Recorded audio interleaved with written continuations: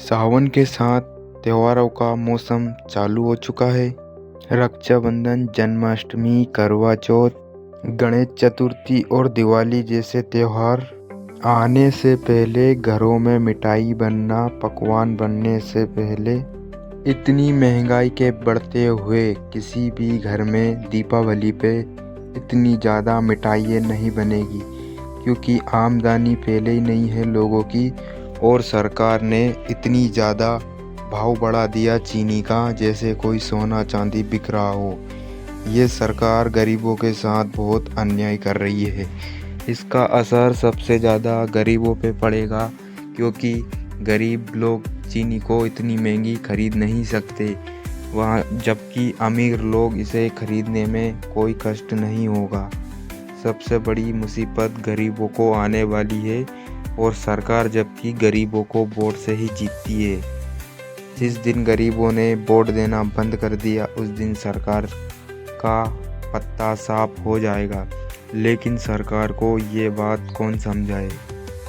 अमीर लोगों के पास तो काफ़ी रुपए होते हैं, जिसके चलते वो चीनी की भाव 500 रुपये भी हो जाए तो वो आसानी से खरीद लेंगे। लेकिन एक आम आदमी कैसे खरीदेगा चीनी को।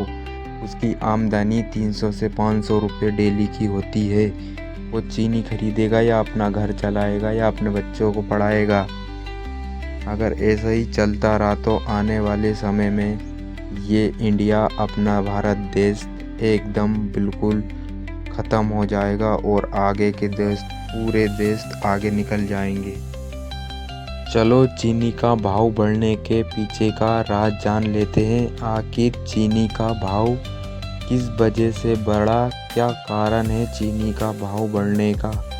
तो चलिए आसान शब्दों में समझते हैं अपन। सरकार ने सोचा कि चीनी का भाव बढ़ाने से जो विदेश से गन्ने आ रहे हैं, विदेशी गन्ने, उन गन्नों पे ज़्यादा टैक्स लगाया जाए, और अपने इंडिया में, अपने भारत देश के गन्ने, जितने भी लोग अपने भारत देश में गन्ने की फसल को पैदावार करते हैं, उन लोगों को अच्छा भाव मिला जाए। चीनी के भाव बढ़ने के कारण विदेश से आने वाले गन्ने पे ज़्यादा टैक्स लगेगा। इस कारण वो गन्ने वहाँ से नहीं भेजेंगे, और वो गन्ने नहीं भेजेंगे तो अपने भारत देश में गन्ने की कमी पड़ जाएगी। इसलिए अपने भारत देश में जो गन्ने पैदा होते हैं, उन गन्नों पे ज़्यादा कीमत मिलेगी। तो सरकार ने एक तरह से गरीबों का फ़ायदा भी सोचा है, लेकिन एक तरफ से उन लोगों का नुकसान भी हो रहा। जो लोग गन्ने की खेती करते हैं, उन लोगों को तो फ़ायदा हो जाएगा, लेकिन जो लोग किसान हैं, आम आदमी है, जो डेली की मजदूरी करते हैं 500-1000 रुपये की, उनके लिए ये बहुत कठिन जवाब है, बहुत कठिन सवाल है। वो कैसे चीनी को खरीदेंगे। सरकार कोई गलत कदम नहीं उठा रही है, जो भी कदम उठाती है सोच समझ के उठाती है। हाँ, लेकिन किसी किसी व्यक्ति के लिए ये सही भी होता है और किसी के लिए गलत भी होता है। आगे एक खबर और आने वाली है, जिसके चलते पेट्रोल और डीजल में भी बहुत तेज़ी आने वाली है। उसके साथ साथ चावल और दाल, इसमें बहुत ज़्यादा तेज़ी आने वाली है। जैसे शक्कर के भाव बढ़े हैं, वैसे ही पेट्रोल और डीजल के भाव बढ़ने वाले हैं, और उसी के साथ साथ चावल के और दाल के भाव बहुत तेज़ी से बढ़ने वाले हैं, जिसके चलते हर किसान परेशानी में तो पहले से है, और अपना पेट भरने के लिए इतनी महंगी महंगी चीज़ें कैसे खरीदेगा। आप लोग मुझे कमेंट में बताओ, सरकार ये सही कर रही है या गलत कर रही है। ऐसा ही चलता रहा तो आने वाले समय में अपना देश का क्या हाल होगा।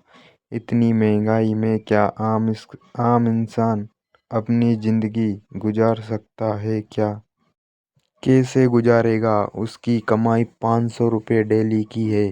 वो चीनी खरीदेगा या फिर दाल खरीदेगा या चावल खरीदेगा या पेट्रोल डलाएगा अपनी गाड़ी में या फिर बच्चों को पढ़ाएगा या घर संभालेगा या फिर अन्य खर्चा करेगा, क्या क्या करेगा एक 500 रुपये में आम आदमी। वही बात आती है अमीर लोगों की, तो अमीर लोगों के पास तो पैसे होते हैं, वो तो महंगी महंगी चीज़ पैसे पहले से ही खरीदते हैं, तो उनके लिए चीनी खरीदना कोई बड़ी बात नहीं, पेट्रोल डीजल डलाना कोई बड़ी बात नहीं, वो आसानी से अपना जीवन तैर कर लेंगे। लेकिन दिक्कत परेशानी वहाँ है कि एक आम आदमी की ज़िंदगी बहुत ज़्यादा कठिन हो जाएगी, जिसके चलते ये सब सरकार जिम्मेदार होगी और कोई जिम्मेदार नहीं होगा। अगर आपको ये वीडियो अच्छी लगी हो तो सब्सक्राइब ज़रूर करें और एक लाइक कर देना। मिलते हैं दोस्तों अगली वीडियो में, बाय बाय।